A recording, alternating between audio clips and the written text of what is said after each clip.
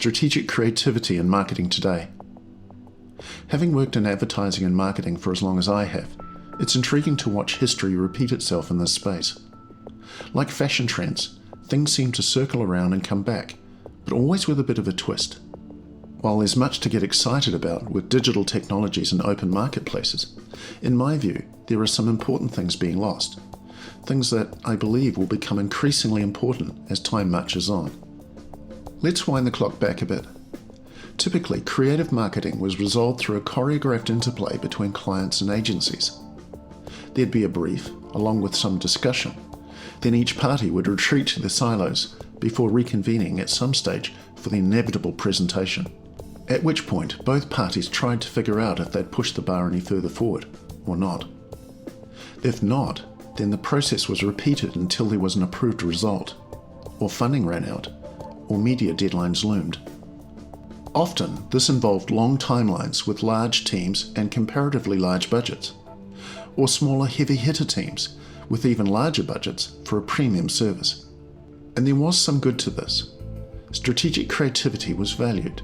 Clients understood that it took deeper thinking to differentiate their business in the marketplace, to help customers understand or care about what makes their product or company different, and to inject the brand with a distinct identity, then execute with a consistency that gave it roots and resonance.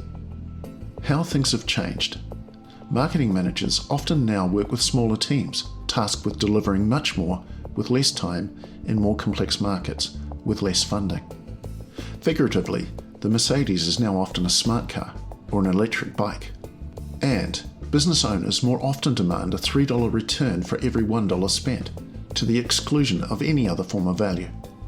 As a result, there's a heavy shift towards purely metrics-driven marketing, which is in turn heavily embedded in technologies and automation.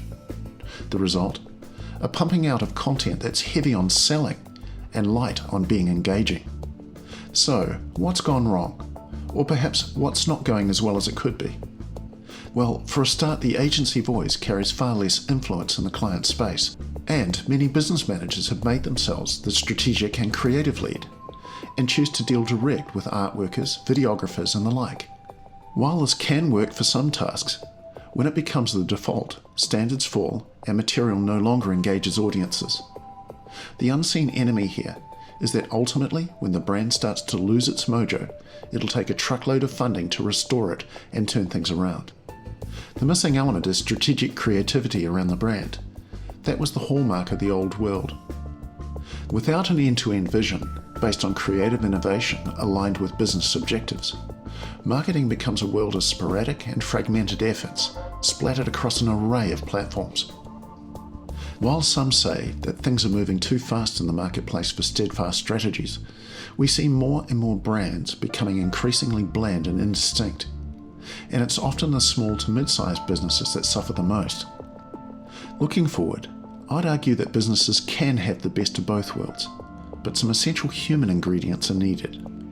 Agency people need to realize that their only mandate to work on a given brand is the one their clients give them, and so to respect the opportunity.